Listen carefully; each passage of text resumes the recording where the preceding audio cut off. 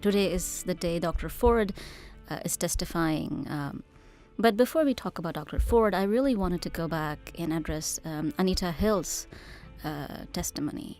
I was far too young to understand what was happening back then, but now that I go back and I'm watching all these testimonies, again, it kind of puts this question of why do we not believe women? But there's also a lot more other complicated issues. I was wondering if you could kind of talk to us about Anita Hill in not only those historical moments back then, but in relationship to today. Yeah.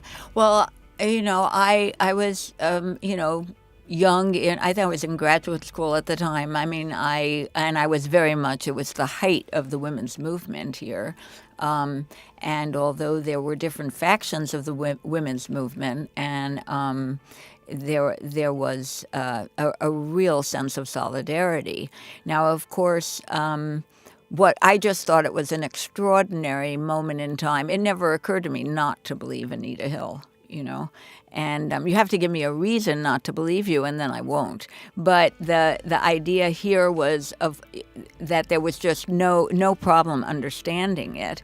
Also understanding, I mean, at the time she was a Republican. I mean, she worked for Clarence Thomas. And that with certain kinds of bonds, she came to say, this is unacceptable, and then stood so bravely, so alone.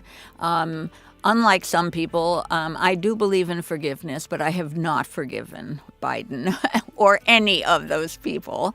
The other thing that was incredible to me is that lots of white people who don't really interact enough with black people as just it being their lives, they were astounded at the huge middle-class professional brilliance of just people were just testifying for days, and it was a whole different piece of the intellectual professional community being shown to the whole country, which I thought was also an unintended but brilliant, important moment that was much bigger than the issue of sexual harassment. But, Catherine McKinnon and all of the activists around the issue of getting the language of sexual harassment clear, etc. We both have moved in great ways from that moment. Even to have Anita Hill be able to be such a pillar today to really mobilize on behalf of Dr. Ford is quite extraordinary. Not to mention that Anita Hill has made her own history as an incredibly committed black feminist. And to be honest, I'm not quite sure she would have identified herself as that before all of this started. But then again, I think most people become feminists out of the struggles of being smashed in a misogynist world. And I kind of wanted to go back on some of the things that you said.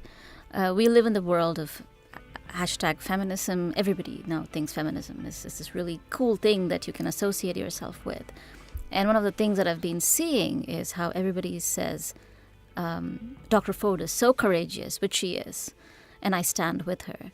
I was wondering if similar adjectives were used for Anita Hill, even if there was a minority, about her courage back then, or was it not so much? Was it still the smear campaign that completely destroyed her life in some ways? I mean, of course, she's rebuilt it in remarkable ways, but it did destroy her completely.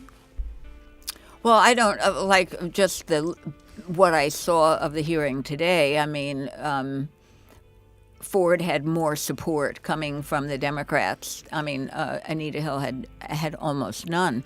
But the other difference was that there was a strong black feminist mobilization. Barbara Ransby, Kim Crenshaw, who continue to be complete Black feminist activists in terms of all of the new demands that are being put forth in this particular world that we live. But so I do feel, I mean, at least in terms of my communities, there was enormous support for Anita Hill. But if what you're saying is, was it the big and powerful? No.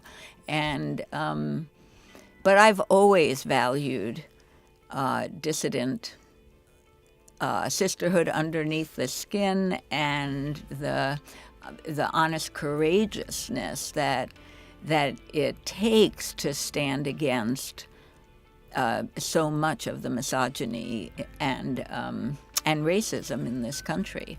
But I don't know. I think sometimes younger people today who speak to me, I think they more readily are wanting to get approval and recognition for it. And I think that's dangerous, you know. And that brings us to today and what happened. Can you tell us about your initial impressions about Dr. Ford's testimony today, and what you think would be the effects, the repercussions, and what do you think would happen? Well, I thought that she presented herself fabulously. I mean, I was just inundated with, inquiries last night and tweets, etc., saying, Zillah, are you nervous for her? Are you? And actually, I wasn't. I do think that women are extraordinary, and that the way she put herself forward told me that she was strong, even if it's difficult, you know.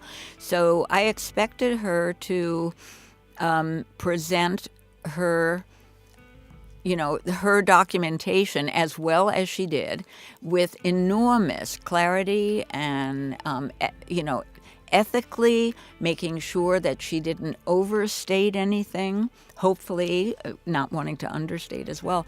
So I thought she was terrific that way. And I think that for people who were really interested in finding out the truth of this, that she would have had a significant impact.